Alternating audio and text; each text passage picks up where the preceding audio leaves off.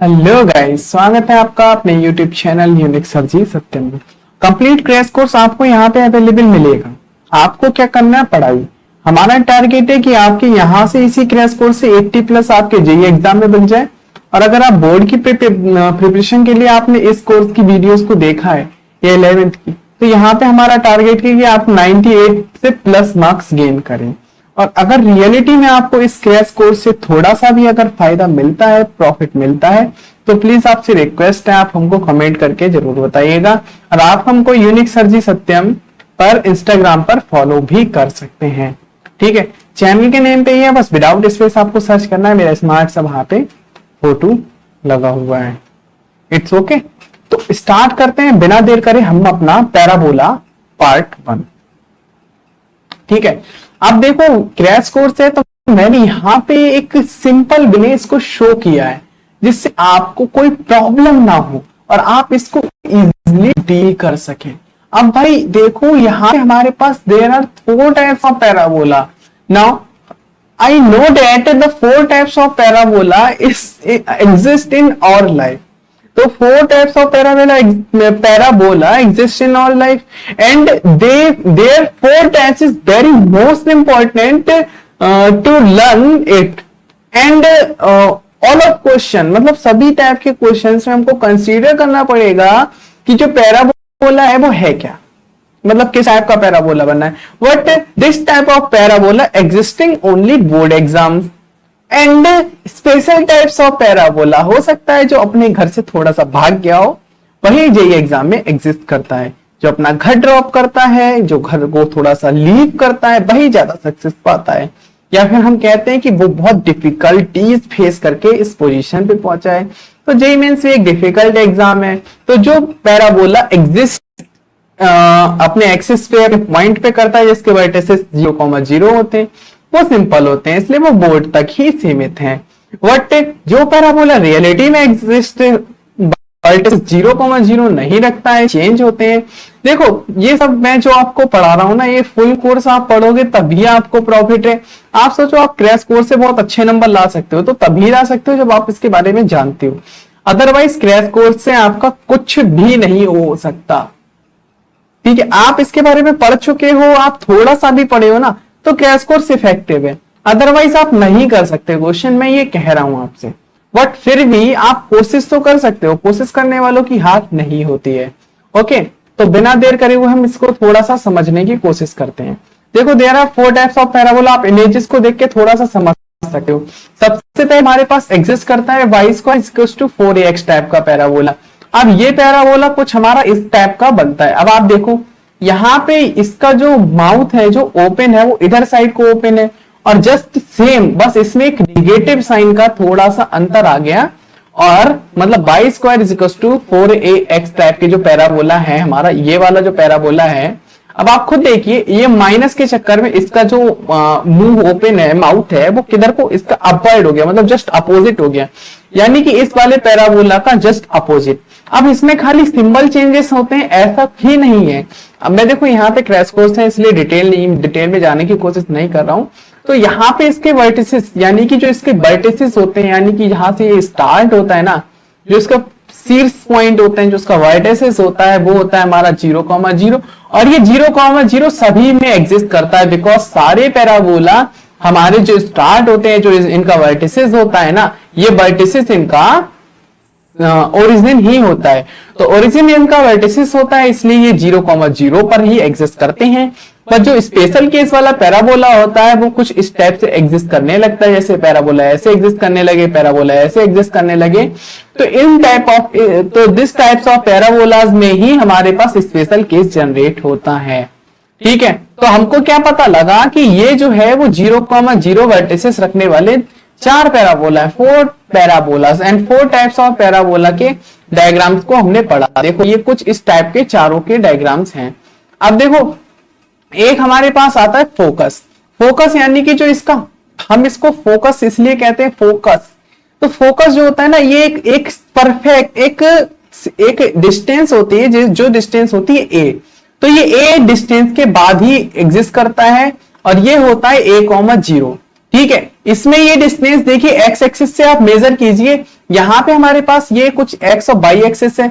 अब पैराबोला इस टाइप का था तो इधर साइड इसका फोकस होगा, और इधर साइड जब इसका फोकस होगा तो आप खुद मेजर कीजिए, ये पॉजिटिव डायरेक्शन है तो यानी ये प्लस ए डायरेक्शन है, इसलिए ए, और बाई एक्सिस पे 0 गया इसलिए ये a कॉमा 0 होता है। अंडरस्टैंड। सेम ये बैक यानी अपोजिट यानी कि x की नेगेटिव साइड पे गया तो ये x पे माइनस a है और y पे 0 है। अब इसमें देखो यहाँ पे 0 कॉमा है a है, अब 0 कॉमा a आप यहाँ पे देखिए क्योंकि ये y पे डिस्टेंस कवर किया है और y पे ये a डिस्टेंस कवर किया है। सेम मेरे फोटो के नीचे आप थोड़ा सा देख रहे होंगे, ये कुछ इस टाइप का पैराबोला है और यहाँ पे ये नेगेटिव y में डिस्टेंस कवर किया है इसलिए ये x में 0 डिस्टेंस कवर किया है तो ये 0 कॉमा माइनस है। तो एक फोकस, वर्टिसेस एंड वर्टिसेस, यहां तक आपके सारे कॉन्सेप्ट समझ में आने लगे होंगे। ये मोस्ट इंपॉर्टेंट है, ये यहाँ पे इसलिए बताया जा रहा है, मैं आपको सीधे क्रैश कोर्स में स्पेशल केस में ही आ जाता बट स्पेशल केस में ना आके हम यहाँ पे थोड़ा सा आगे बढ़ के यहाँ पे स्टार्ट करे हैं, यहाँ पे स्टार्ट करके आपको पढ़ा रहे हैं, यानी कि ये एग्जिस्ट करते हैं। यहाँ से आपको थोड़ा सा सीखना पड़ेगा। ओके, यहाँ पे आपको रियलाइज करना पड़ेगा कि कहाँ पे हम उसको ए बराबर पुट करेंगे, कहाँ पे हम कुछ पुट करेंगे। जैसे फोकस अगर 4,0 होता है वर्टिसेस 3, तो हमको यहाँ से कुछ चीजें रियलाइज होने लगती हैं। कोऑर्डिनेट मैथमेटिक्स का रीजन ही यही है, जहां पे हम कुछ चीजों को अपने आप ही रियलाइज करने लगते हैं। अंडरस्टैंड। अब देखो डायरेक्ट्रिक्स की बात करते हैं तो ये होती है हमारी डायरेक्ट्रिक्स। ये पता है ये x is equal to minus A, ये जो लाइन होती है ना ये x is equal to minus A exist करती है। ये जो लाइन होती है ये x is equal to A exist करती है। देखो ये जो है यहाँ पे पॉजिटिव डायरेक्शन में, जबकि ये यहाँ पे नेगेटिव डायरेक्शन में, जबकि यहाँ पे जो फोकस था वो पॉजिटिव था बट यहाँ पे जो फोकस था वो नेगेटिव था। तो हमको डायरेक्शन देखना है, हमको एक्सिस से कंपैरिजन करना है, उसके बाद ही हम किसी नतीजे पे पहुंचते हैं। ये y is equal to minus है और ये y is equal to a, हमारे पास लाइन एग्जिस्ट करती है। अगर हम कहते हैं कि 0 मतलब कोई line x is equal to 2 है तो सेम यहीं पे हम बात कर रहे हैं कि x is equal to minus A ये लाइन है जिसको हम डायरेक्ट्रिक्स कह रहे हैं। x इज इक्वल टू ए एक लाइन है जिसको हम डायरेक्ट्रिक्स कह रहे हैं। y is equal to minus A एक लाइन है इसको हम डायरेक्ट्रिक्स कह रहे हैं। y इज इक्वल टू ए एक लाइन है जो एग्जिस्ट कर रही है, इसको हम डायरेक्ट्रिक्स कहते हैं। थोड़ा पता नहीं क्यों यार इतना पसीना आ रहा है, नाइट का टाइम है, वीडियो शूट करने में फिलहाल इंटरेस्ट तो आ ही रहा है। ये यहां तक आपको क्लियरिटी से अगर समझ में आ गया हो तभी आप आगे बढ़िएगा, अदरवाइज एक बार इसको दोबारा से रिपीट कीजिएगा। सॉरी यहाँ पे हम थोड़ा सा और बात करते हैं। पैरामेट्रिक कोऑर्डिनेट्स ये होते AT square 2AT, AT square 2AT minus AT square 2AT, 2AT AT square 2AT minus AT square. ये पैरामेट्रिक कोऑर्डिनेट्स आप यहाँ पे लर्न कीजिए, मैं यहाँ इसको आगे बहुत अच्छे से एक्सप्लेन करूंगा। AT1 2AT2 AT1 square 2AT1 AT2 square 2AT2 ये सब मैं आगे एक्सप्लेन करूंगा। आपको बस ये कोऑर्डिनेट पैरामेट्रिक कोऑर्डिनेट्स आपको बस यहाँ पे लर्न करना है, ठीक है। देखो ये इंपॉर्टेंट है, आप जनरली इन्हें रियलाइज करोगे इसलिए आप इन पे थोड़ा सा फोकस करो। यहाँ पे देखो ये जो है ना AT स्क्वायर 2AT है, ये जो पैरामेट्रिक कोऑर्डिनेट्स हैं और ये जो पैरामेट्रिक कोऑर्डिनेट्स हैं दोनों में क्या अंतर है मैं आपको यहाँ पे नहीं बता रहा हूं बट आपको बताऊंगा आगे, आप टेंशन मत लो। जनरल इक्वेशंस ऑफ पैराबोला, देखो सबसे इंपॉर्टेंट है जनरल इक्वेशन समझना। जनरल इक्वेशन ऑफ पैराबोला यही हमारा एक कहा जाए वेरी इंपॉर्टेंट एक टॉपिक है जिसमें हम बात कर रहे हैं जनरल इक्वेशंस ऑफ पैराबोला, ठीक है। अब जनरल इक्वेशंस ऑफ पैराबोला में देखो आप सबसे पहले समझने की कोशिश करो, ये है हमारे पास एक पैराबोला, जाहिर सी बात है ये है इसका हमारे पास क्या सेंटर, ये है इसका हमारे पास फोकस यानी ये वर्टिसेस। अब देखो वर्टिसेस यहाँ पे ये एक्स क्वाड्रेंट में एग्जिस्ट कर रहे हैं और एक्स क्वाड्रेंट में एग्जिस्ट करने का ये मतलब है, क्या मतलब है, एक्स क्वाड्रेंट में एग्जिस्ट करने का ये मतलब है कि इसके वर्टिसेस 0,0 नहीं होंगे, तब यहाँ पे थे वर्टिसेस। अब वर्टिसेस यहाँ पे चेंज हो गए हैं, फोकस यहाँ पे चेंज हो गया है।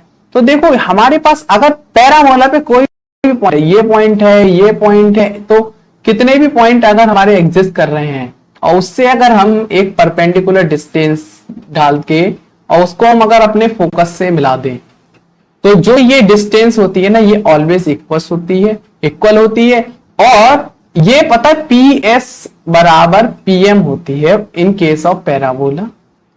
ठीक है, और PS बराबर PM, यानी कि PS अपॉन PM की जो वैल्यू आती है वो होती है 1, और इस 1 को हम E कहते हैं। और E जो होती है ना वो इसेंट्रिसिटी होती है, जो अभी आपने थोड़ा सा पढ़ा था। अब अभी नहीं पढ़ा था, बताएंगे हम आपको। अब इसेंट्रिसिटी E जो इसेंट्रिसिटी, E हमारी क्या होती है, इसेंट्रिसिटी, ठीक है। अब ये E इक्वस टू 1 होती है, देखो PS is equals to EPM, यहां से ही हमको सब कुछ एग्जिस्ट करना पड़ता है। अब देखो कई केसेस में ना E जो है वो ग्रेटर देन 1 होती है, किसी केस में E जो है वो लेस देन 1 होती है, और वो केसेस हमारे लिए पता है, वो हमारे पैराबोला और इलिप्स के ही केस हैं। इतना तो समझ में आने लगा होगा। अब देखो यार, इंटरेस्ट तो जब आता ही है, इंटरेस्ट तो होता है। अभी देखो सर्किल के कुछ कॉन्सेप्ट्स ऐड होंगे और आपको भी समझ में आने लगेगा। अब देखो आपको एक लाइन की इक्वेशन बनानी है, PS upon PM is equal to E, या फिर PS is equal to PM, क्योंकि because in case of parabola, अब एक सिंपल बोर्ड लेवल के क्वेश्चन की मैं बात करूं तो बोर्ड के लेवल के क्वेश्चन के अकॉर्डिंग इसेंट्रिसिटी ऑफ पैराबोला कितनी होती है, तो eccentricity of parabola is always 1। Understand, ठीक है। अब आप इसको थोड़ा सा और समझने की कोशिश करो। अब यहां पे देखो x माइनस ए का whole square plus y minus b का होल स्क्वायर, यानी कि हमने यहां पे कोई पॉइंट माना x कॉमा बाई, ठीक है। अब x कॉमा बाई, अब ये देखो इन दोनों के बीच की डिस्टेंस, तो बीच की डिस्टेंस निकालने के पास आपका पास फॉर्मूला था x2 माइनस x1 का। अब दो पॉइंट्स वाले डिस्टेंस x1 y1 और x2 y2 के बीच की डिस्टेंस से आप क्या निकालते थे, x2 y2 की डिस्टेंस से x2 माइनस x1 का होल स्क्वायर। तो यहां पे x माइनस ए का whole square plus y minus b का होल स्क्वायर अंडर रूट में। अब आप बताओ, आपके पास स्ट्रेट लाइन में मैंने आपको पढ़ाया है कि स्ट्रेट लाइन में किसी पॉइंट x कॉमा बाई से किसी लाइन की डिस्टेंस, और वो भी परपेंडिकुलर डिस्टेंस, ये जो होती है ये परपेंडिकुलर डिस्टेंस होती है। तो परपेंडिकुलर डिस्टेंस कैसे निकालते, तो मैंने आपको क्या बताया था कि आप Lx plus M by plus N, यानी कि आपके पास सपोज करो मैंने यहां पे A X plus B Y plus M नहीं मान के L x plus M Y plus N माना है, ठीक है, और L square plus M square, यानी कि आपके पास ये जो लाइन की इक्वेशन है ये है l x plus M Y plus n is equal to 0। अब इससे इस पॉइंट एक्स वाई से पॉइंट डालेंगे, मान लो 3,2 पॉइंट है। अब l x plus M Y plus n upon l square plus M square, ठीक है। तो आप यहां पे मतलब आपके पास कोई लाइन है और उस लाइन पे पॉइंट डाले गए हैं, तो l x plus M Y plus n upon l square plus M square से आप क्या निकालेंगे, आप यहां से इस लाइन की ये डिस्टेंस निकालेंगे, ठीक है। अब यहां से आप इस इक्वेशन को सॉल्व करके कुछ मतलब कि अगर मैं कहूं तो capital y square is equal to 4a capital x type की इक्वेशन जनरेट कर लेंगे। जरूरी नहीं कि ये फॉर्म में है, बट हम इसको रियलाइज कर रहे हैं। अंडरस्टैंड। अब देखो मैंने आपको स्ट्रेट लाइन में ये इक्वेशन पढ़ाई थी, अब मैंने वहां पे आपको h square is equal to A b type के कुछ कॉन्सेप्ट बताए थे कि एच स्क्वायर बराबर क्या होना चाहिए, सर्किल में ये इक्वेशन में क्या एग्जिस्टेंस होता है। सेम एग्जिस्टेंस की बात करते हैं ना, तो देखो पैराबोला एग्जिस्ट कब करेगा, सिंपल सा है, आपके पास H square is equal to A B होना चाहिए। देखो H square is equal to A B होना चाहिए, उसमें H square is equal to A B था कमेंट में बताओ। उसमें यह भी था कि एक्स और बाई के जो कॉफिशेंट्स हैं, कॉफिशेंट्स वो इक्वल होना चाहिए फॉर सर्किल में। सर्किल के लिए था कॉफिशेंट जो है वो बराबर होंगे, ठीक है। अब इसमें ऐसा कोई कंडीशन नहीं, इसमें बस डेल्टा की वैल्यू 0 और डेल्टा की इक्वेशन होती है एबीसी एफ जी एच। याद करने की trick, ABC F G H, okay. ये वैल्यू 0 आ जाए तो भाई ये पैराबोला नहीं है, डायरेक्ट प्रूफ। और ये वैल्यू अगर 0 नहीं है, इज नॉट इक्वल टू 0, तो और ये h square is equal to A b हो। अब देखो एक केस आएगा जिसमें h square is equal to greater than a b होगा, और एक केस ऐसा आएगा जिसमें h square is equal to less than a b होगा। तो आपको क्या समझना है, आपको बस इतना समझना है कि आपको कुछ नहीं समझना है, बस यहां से आप एग्जिस्टेंस बता सकते हैं। अब देखो, अब यहां पे हम आते हैं प्रॉपर्टीज ऑफ फोकल कॉर्ड। यहां पे जब हम जनरल देखो पैरामेट्रिक कोऑर्डिनेट्स की बात करते हैं, अब हमारे पास कुछ इस टाइप का पैराबोला है, तो हमारे जो कोऑर्डिनेट होते हैं वो होते हैं 8t1 square comma 2a t1, 8t1 square comma 2a t1 और 8t2 square comma 2a t2। 8 यहां पे आपको ये मानना है, यहां पे सेकंड, यानी कि properties of focal cord. Focal cord का क्या मतलब होता है, यहां पे हम इस फोकल कॉर्ड वाले मीनिंग को भी अगर समझने की कोशिश करें तो भाई साहब या फिर बच्चे लोगों, ये फोकल कॉर्ड का मीनिंग जनरल होता है कि अगर आपके फोकस से कोई कॉर्ड पास होती है तो cord passing through a focus called a focal cord. तो फोकल कॉर्ड का मीनिंग है जनरल मीनिंग।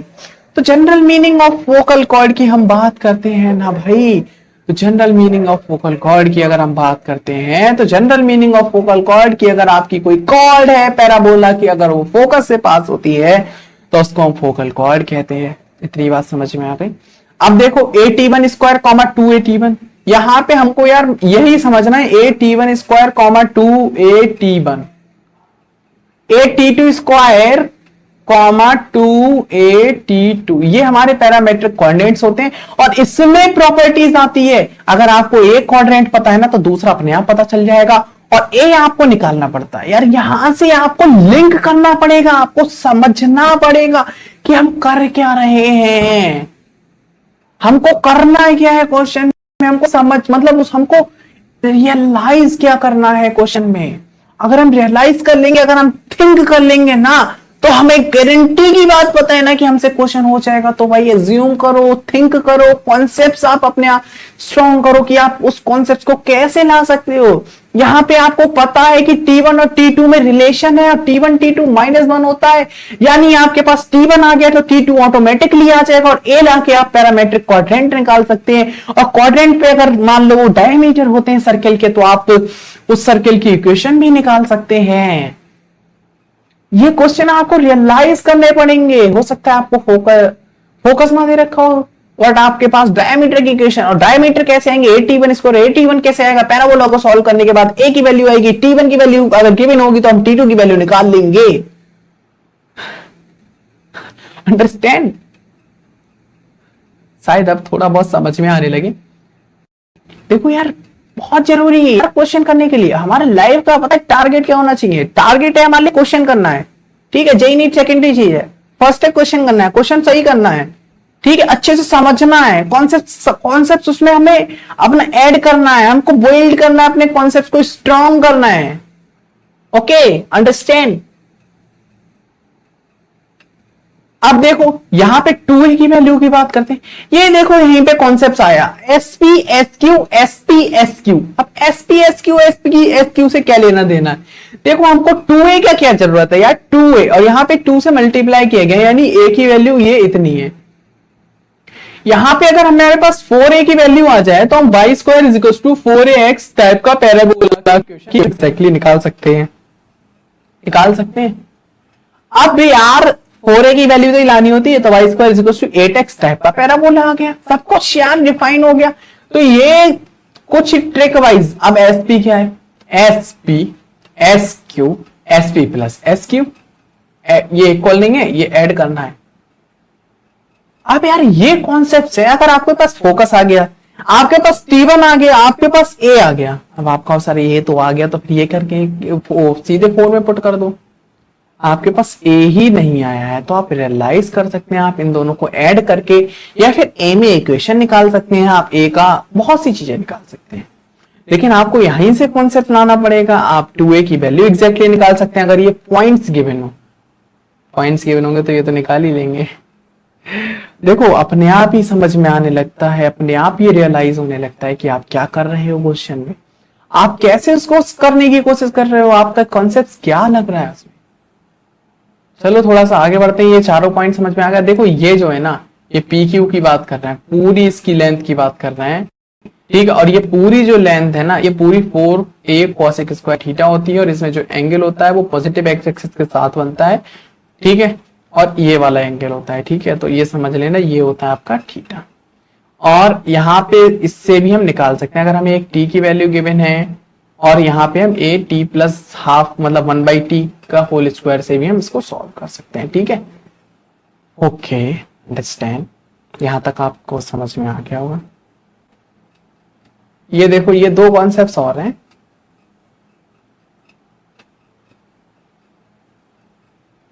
देखो, थोड़ा सा समझने की कोशिश करना।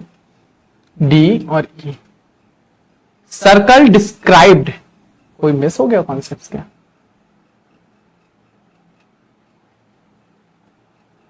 ओ ए बी सी, हाँ सही है।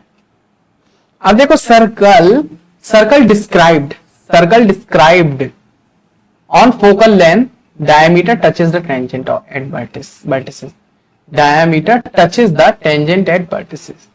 Circle described on a focal length as a diameter touches the tangent. अब देखो, ये एक पॉइंट है, ये एक पॉइंट है, x minus 80 square, x minus A, y minus 280, y minus 0। अब ये क्या कह रहा है? Circle described on the focal length, यानी कि ये इसके डायमीटर के क्वाड्रेंट है। अब ये x minus a, x minus b, x minus x1, x minus x2, y minus y1, y minus y2। तो यहां से हमको रियलाइज हुआ, हमसे कहा गया कि इसकी जो ये हमारे पास जो पैराबोला के ये क्वाड्रेंट है, ये हमारे पैरामेट्रिक कोई क्वाड्रेंट है, ये फोकस है, ये क्या है? कॉर्ड है, या फिर हम कह सकते हैं वो कॉर्ड है जो सर्किल के सेंटर से पास हो रही है, या फिर हम डायरेक्टली ये भी कह सकते हैं कि ये जो कॉर्ड है ना, ये जो कॉर्ड है, ये कॉर्ड डायमीटर। अब मैं आपको इसी टाइप के क्वेश्चंस की बात कर रहा हूं। अब यार कंफ्यूजन नहीं होना है इस पे कि करना क्या है, क्वेश्चन कह क्या रहा है। ये तो बहुत सिंपल क्वेश्चन है, लेकिन इसी टाइप के जो डिफिकल्ट क्वेश्चंस आते हैं, जो पैराबोला, सर्किल, एलिप्स सब मिला के और स्ट्रेट लाइन के कॉन्सेप्ट्स को मर्ज करके क्वेश्चंस बनाए जाते हैं, हम उनकी बात कर रहे हैं। ठीक है, तो ये सिंपल क्वेश्चन आपको यहां से क्लियर हो गया होगा, समझ में आ गया होगा। Circle described on focal length as a diameter touches directrix. अब ये जो है डायरेक्ट्रिक्स को टच कर रहा है, मतलब circle direct described on the focal chord as direct, circle described on focal chord as diameter. Focal chord ये जो है, ये डायमीटर है, इसको समझना, थोड़ा सा बीच में नहीं बना है, तो उसको ऐसे करके आप बना सकते हो। ठीक है, अब यहां से मैंने आपको उसी तरीके से बताया, आप T1 का रिलेशन निकाल के यहां से आपको पता है पॉइंट्स, और ये जो है आपका डायमीटर है और टच कर रहा है इसको, तो आपको किसकी इक्वेशन निकालनी है? सर्किल की निकालनी है तो आपको इसकी जरूरत ही नहीं है। बट यहां इस केस में ये जो है, ये सर्किल की रेडियस भी तो हो सकती है, टच कर रहा है। तो यही कॉन्सेप्ट्स है। मैं सिर्फ आपको इस कॉन्सेप्ट्स को बताने के चक्कर में मैंने ये डायग्राम बनाया है, अदरवाइज नहीं बनाता मैं। हाँ, और ये भी आप समझ सकते हैं कि अगर ऐसा होगा तो ये डायरेक्ट्रिक्स को टच करेगा ही करेगा, मतलब कि हम इसको बता सकते हैं, रियलाइज कर सकते हैं। थोड़ा सा मैं आपको दोबारा समझाने की कोशिश करता हूं। मतलब ये कहने का ये मतलब है कि ये अगर सर्किल की फोकल कॉर्ड से सर्किल बनाया जाए, वो सॉरी पैराबोला की अरे पैराबोला कहां गया पेन, आओ। अगर पैराबोला की फोकल कॉर्ड से सर्किल बनाया जाए तो वो डायरेक्ट्रिक्स को टच करेगा, टच टू डायरेक्ट्रिक्स। तो ये पॉइंट्स भी समझ में आ गया। कटिंग बहुत करता हूं मैं यार, ठीक है। तो यहां से हम इसको कंप्लीट करते हैं वीडियो को, और मिलते हैं आपसे नेक्स्ट वीडियो में। हेलो गाइस, स्वागत है आपका अपने यूट्यूब चैनल यूनिक सर्जी सत्य में। और आज हमारा पैराबोला पार्ट 2 को हम स्टार्ट कर रहे हैं, ठीक है। तो पैराबोला पार्ट 2 में बस आपको यहाँ पे सब, मतलब ये 80% ऑफ पार्ट यहीं से बिलोंग करता है। यानी अगर आप ये पार्ट करते हो तो आपके 80% चांसेस होते हैं कि आप जेई के क्वेश्चन में, जेई मेंस के क्वेश्चन को आप इजीली डील कर सकते हो। और अगर आप इतने पार्ट को कर लेते हो तो आप 12th बोर्ड में अच्छे क्या 95+ को, मतलब 95% क्वेश्चंस को करने की कैपेसिटी रखते हो। देखो, फर्स्ट ऑफ ऑल पैराबोला आपको सबको जनरली पता होता है, y² 4ax टाइप के, y² -4ax टाइप के जितने भी पैराबोलास हैं उन सबको आप बहुत अच्छी तरीके से जानते हैं, बहुत अच्छी तरीके से अवेयर हैं उन सभी टाइप्स ऑफ पैराबोलास। और यहाँ पे हम पैराबोला के पार्ट 2 को हम डिस्कस कर रहे हैं, और इस पार्ट 2 से आप अच्छा खासा कर सकते हैं। और इस पार्ट 2 का जो स्टार्टिंग है वो है प्रॉपर्टीज ऑफ टेंजेंट, और यहाँ पे हम जो पढ़ेंगे ना वो नॉर्मल के प्रॉपर्टीज ऑफ टेंजेंट, और नॉर्मल की इक्वेशंस, टेंजेंट की इक्वेशंस और कुछ ऐसे पॉइंट्स जिनसे हम क्वेश्चंस को ओरली कर सकते हैं, यानी कि ओरली आप उस क्वेश्चन का भी आंसर दे सकते हैं। एक दो क्वेश्चंस ऐसे आ जाते हैं आपके जेईई मेंस वाले पेपर में या फिर आपके बोर्ड्स एग्जाम में, जो आपको बहुत अच्छे से शायद कर लोगे अगर आपने ये पढ़ा हुआ है तो। अब देखो यार बच्चों लोग, आपको करना क्या है, आपको सबसे पहले आपको समझना है कि पॉइंट फॉर्म में इक्वेशन कैसे आती है, पैरामीट्रिक फॉर्म में क्या होता है, स्लोप फॉर्म में क्या होता है। अब देखो हमको क्या करना है कि पॉइंट फॉर्म में अगर हम इक्वेशन को बात सॉल्व करने की बात करते हैं तो by square equals to 4ax। अब by square equals to 4ax क्या होता है, हमारे पास पैराबोला होता है, हम बहुत अच्छी तरीके से जानते हैं। अब यहां से अगर इसका डिफरेंशिएशन करते हैं तो डिफरेंशिएशन क्या होता है, 2y dy ऑफ dx, और 2y dy of dx is equals to 4a। तो यहां से ये टर्म आया सॉल्व होने के बाद, ये 2 इधर डिवाइड में हो गया तो 2a अपॉन y। तो ये dy ऑफ dx का मतलब होता है m। तो यानी कि यहां पे हमारी क्या है, स्लोप। और स्लोप के बाद हमारे पास पॉइंट इक्वेशन से, इक्वेशन ऑफ लाइन से, इक्वेशन ऑफ लाइन से ये इक्वेशन आ गई y minus y 1 m x minus x 1। समझ में आया? यानी कि आपको ये इक्वेशन ना याद करने की बजाय आप यहां से कॉन्सेप्ट समझ सकते हो और इसको बहुत आसानी से समझ सकते हो कि आपकी इक्वेशन सही है या गलत। ठीक है, तो यहां पे आपको कोई डिफिकल्ट तरीका नहीं है। और यहां पे देखो पैरामेट्रिक टाइप्स के ये होती by T is equal to X plus A T square. तो by T is equal to X plus A T square type की इक्वेशन मतलब आपको पैरामीट्रिक फॉर्म में गिवन है। आपको क्या करना है, आपके पास सपोज करो ये पैराबोला, यहाँ पे आपके पास ये टी1 स्क्वायर कॉमा 2a t1। अब ये पॉइंट्स यहां से आपको ए और टी पता लग गया, आप इन ए और टी को यहां पे पुट कर दो और ए और टी से पुट करने के बाद आपके पैरामीट्रिक फॉर्म में इक्वेशन आ जाएगी। तो दो तरीके आपके पास समझ में आ गए। मतलब कि समझने की कोशिश करो कि आपके खेत जो 3 फॉर्म होते हैं वो फॉर्म क्या, फॉर्म से आप समझ कैसे सकते हो। और क्वेश्चन को देखो, समझना, क्वेश्चन को करना से ज्यादा इंपॉर्टेंट है। क्वेश्चन अगर समझ लो ना तो कर तो लोगे, तो करने में प्रॉब्लम नहीं आएगी। समझना मोस्ट इंपॉर्टेंट है, तो आपको क्वेश्चन समझना इंपॉर्टेंट है, समझ के करना है आपको। ये नहीं सीधे आप अटेम्प्ट करने लगे कि ये इसमें ये करना है, फिर ये करना है, फिर ये करना है, फिर ये और कर, कुछ नहीं होगा। तो आप समझने की कोशिश करो बच्चों, समझ जाओगे ना तो क्वेश्चन आपसे आसानी से होने लगेगा। चलो फिलहाल यार आपसे बस एक थोड़ी सी और रिक्वेस्ट है, वो अभी बात इसके बात करते हैं, स्लोप फॉर्म की बात करते हैं। अब स्लोप फॉर्म में बाई बराबर एम एक्स प्लस ए अपॉन एम, और ये ए अपॉन एम ना, ये जैसे हमारे पास इक्वेशन ऑफ लाइन होती है बाई बराबर एम एक्स प्लस सी। ठीक है, ये सी जो है ना ये ए अपॉन एम से कंपेयर हुआ है, यानी y square is equal to 4ax type का जो आपका पैराबोला था, और उस पे ये जो बाई बराबर m x plus c type की आपकी जो ये लाइन की इक्वेशन थी ना, इस लाइन की इक्वेशन में आपका इसको सॉल्व करने के बाद, इसके इंटरसेक्टिंग पॉइंट्स निकालने के बाद, या फिर जो भी आप इसको सॉल्व करना है मैं आपको डिटेल कोर्स में बताऊंगा, वरना कोर्स बहुत लंबा हो जाएगा। इससे पहली वाली वीडियो 25 मिनट्स की हो गई थी डिटेल में पहुंचने के चक्कर में, वरना अदरवाइज मेरा टारगेट है कि 20 मिनट मैक्सिमम आपकी वीडियो जाए। ठीक है, अब यहां से हमारे पास ये जो है वो c बराबर a अपॉन एम आता है, यानी कहीं कहीं पे हम c बराबर a अपॉन एम भी, मतलब a अपॉन एम की वैल्यू को c से कंपेयर कर सकते हैं। और यहाँ पे c is equal to parabola में अलग वैल्यू गिवन होती है, इलिप्स में अलग वैल्यू गिवन होती है, और हाइपरबोला में अलग वैल्यू गिवन होती है। अब मैं आपसे जो रिक्वेस्ट करने वाला था वो मेरी ये है कि यूनिक सर जी सत्यम को आप लाइक शेयर एंड सब्सक्राइब करें, ज्यादा से ज्यादा लोगों को इसको शेयर करें। मेरा बस टारगेट है यार, थोड़ा सा मैं आपके लिए सारा content free of cost provide कराते हैं मैंने यूट्यूब पे।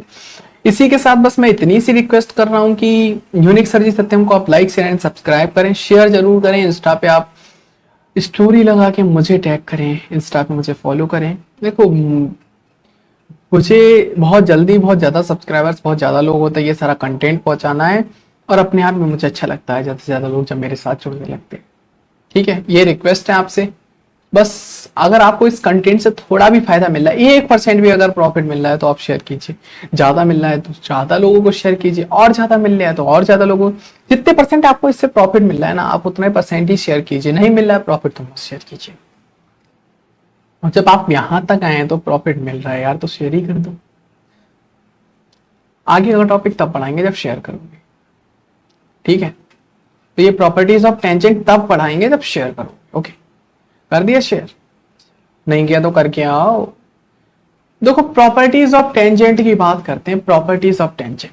अब प्रॉपर्टीज ऑफ टेंजेंट क्या होता है, देखो ए टी1 स्क्वायर कॉमा, ये देखो मैंने आपको पैरामीट्रिक पॉइंट्स आपको बताए।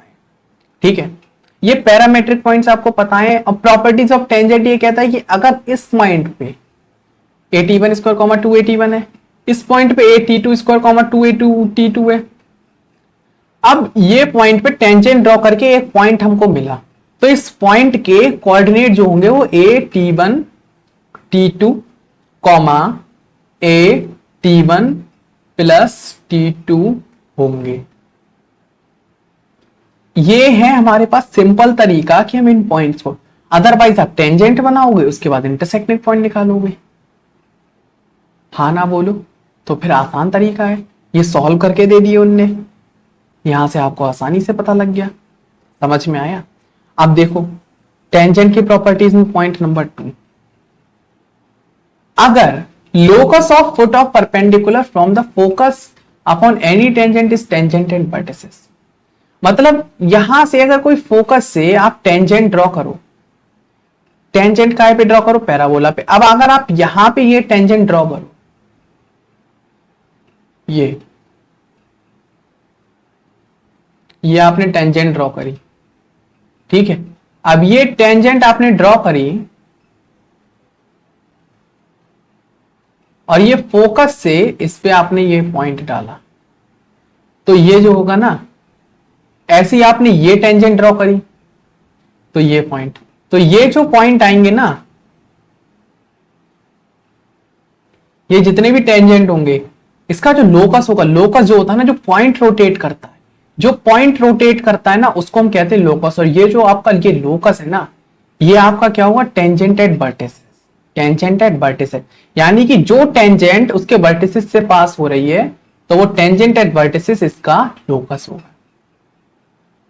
आसानी से समझ में आ गया ये पॉइंट कि सर इसमें तो जगह कोई आपने वो नहीं, बड़ा आसानी से समझ में आ गया।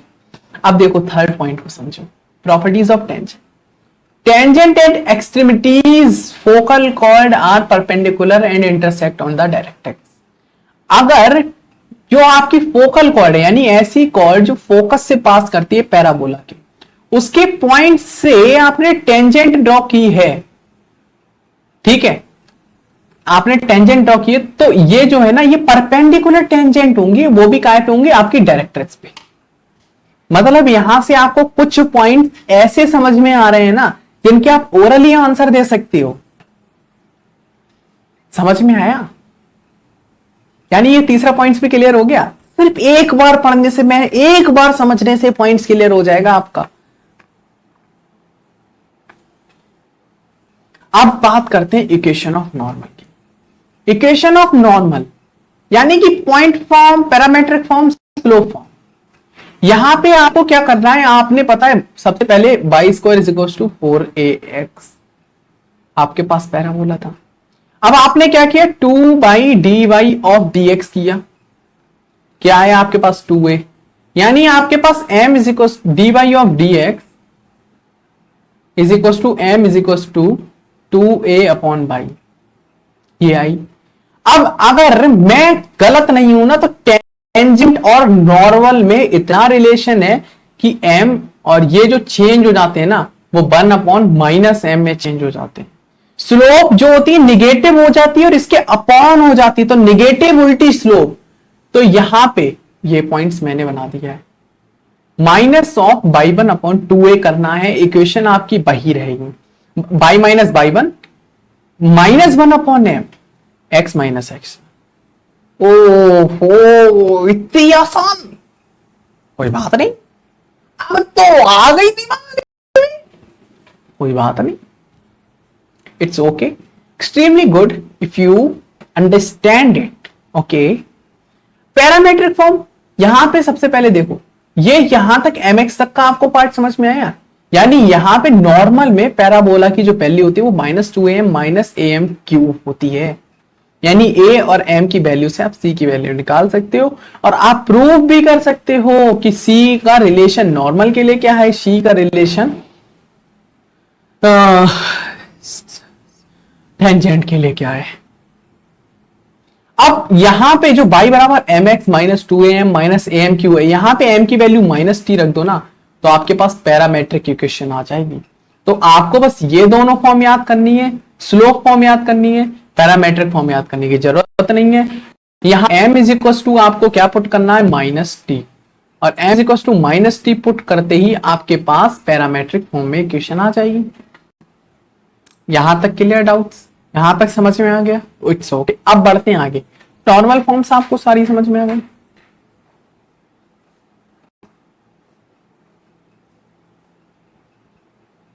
अब देखो, अब है हमारे पास प्रॉपर्टीज ऑफ नॉर्मल। अब देखो यहां से ये हमने टेंजेंट ड्रॉ की, ये हमने टेंजेंट ड्रॉ की।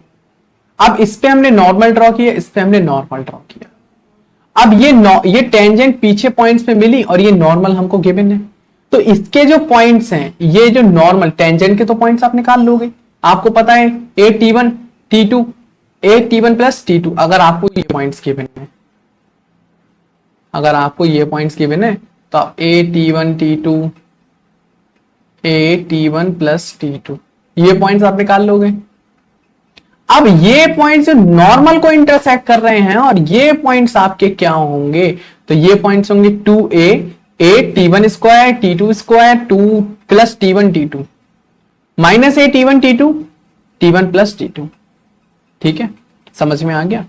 It's okay. तो ये पॉइंट्स आपके थोड़े से डिफिकल्ट हैं याद करने, बट आप एक स्लिप बनाओ, उस पर लिखो, चिपका दो, समझ में आ जाएगा। देखो क्वेश्चन तो कहीं से भी आ सकता है, आपको उसके लिए पूरी तरीके से तैयार रहना चाहिए। ये देखो यहाँ पे एक कंडीशन बनती है, वो ये कि अगर कोई नॉर्मल है ये, तो यहाँ पे बस ये कंडीशन होती है, अगर ये नॉर्मल ड्रॉ किया, ये 90 डिग्री का एंगल बनना है, तो बस T2 जो है वो माइनस ऑफ T1 और 2 अपॉन T1 के सबस्ट्रैक्ट कह लो या फिर ये कह लो, इसके बराबर होगा। T2 की वैल्यू ये इसके बराबर होगी।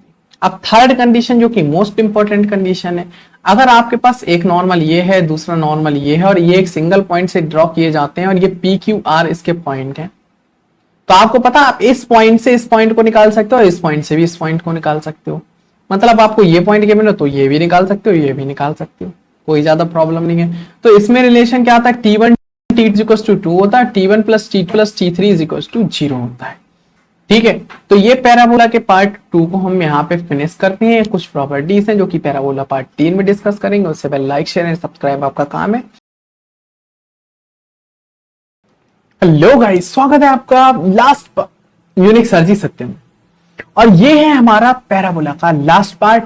और ये देखो, ये एक इंपॉर्टेंट पार्ट है, यहां से देखो कभी कभार क्वेश्चन बन जाता है। पैराबोला पार्ट 3 और ये हमारा क्रैश कोर्स का पार्ट है। और हमारा टारगेट क्या है, आपको एक बार रियलाइज करा देते हैं। आपका जेई में 80 प्लस मार्क्स, और आप अगर बोर्ड में 11th या 12th में है, बिलोंग करते हैं, तो आपको 98 प्लस मार्क्स लेके आने दिलाने का। ठीक है, अब देखो यहां पे आपके पास finding normal from H comma K to parabola. अब आपके पास पॉइंट से अगर आपको नॉर्मल ड्रॉ करना है ना, तो आप कितने नॉर्मल ड्रॉ कर सकते हैं, कैसे करेंगे, क्या होगा। तो देखो, सबसे पहले समझो,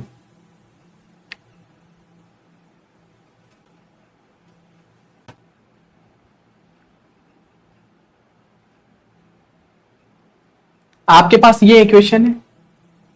अब आपने, ये हमारे पास इक्वेशन है स्लोप फॉर्म वाली, y बराबर m x minus 2am minus am cube. यहां से आपको पता है कि आपको यहां पे c इज इक्वल टू रख सकते हैं।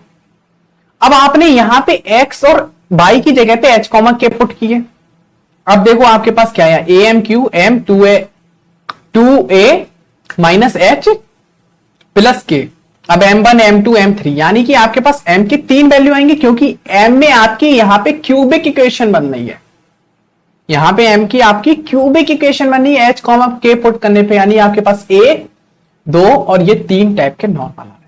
तो feet of 3 concurrent normal are called conormal. तो 3 नॉर्मल को हम कोनॉर्मल भी कह देते हैं, और इन तीनों की स्लोप का सम 0 होगा।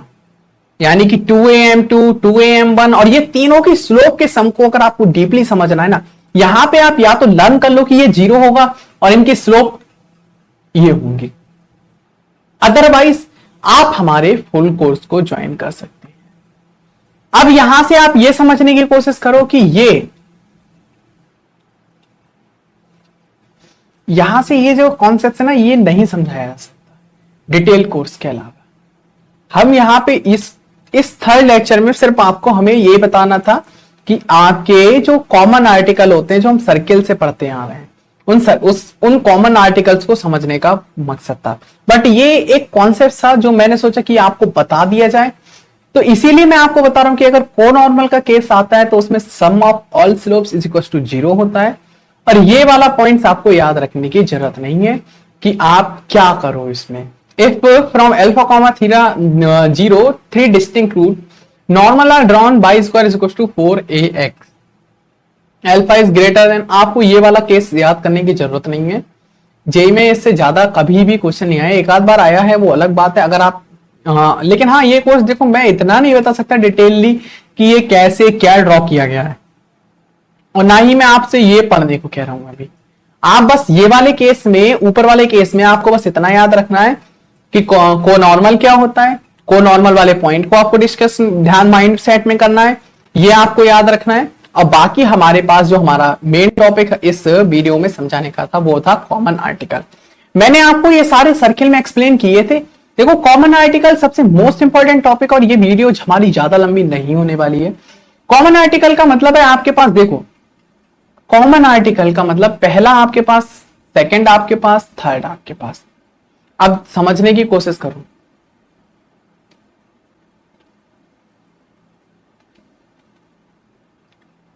सबसे पहले S1 is equal to t square, t is equal to 0, t is equal to S1। chord of contact with given midpoint,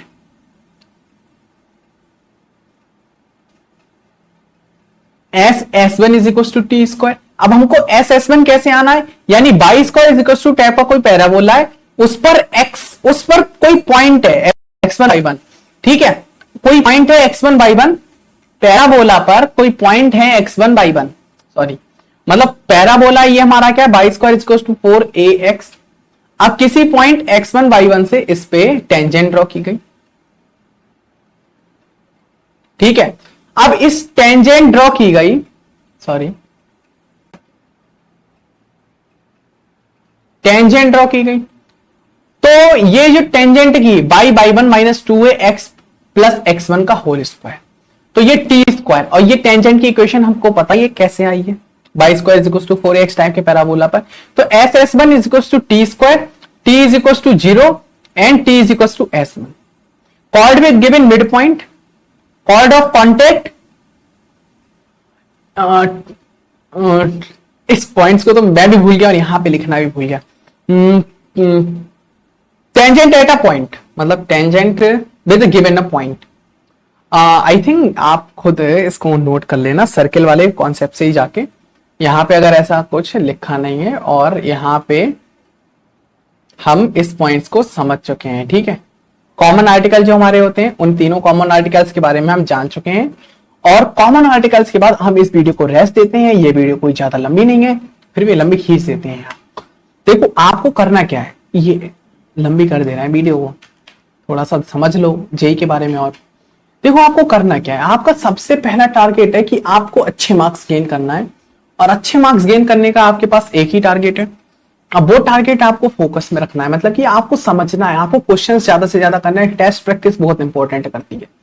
test practice आप जितनी ज्यादा से ज्यादा करोगे ना, उतना ज्यादा आपको प्रॉफिट मिलेगा। मतलब जितने नए नए टाइप के आप क्वेश्चंस को करने की कोशिश करोगे ना, उतना ज्यादा आपको प्रॉफिट मिलेगा।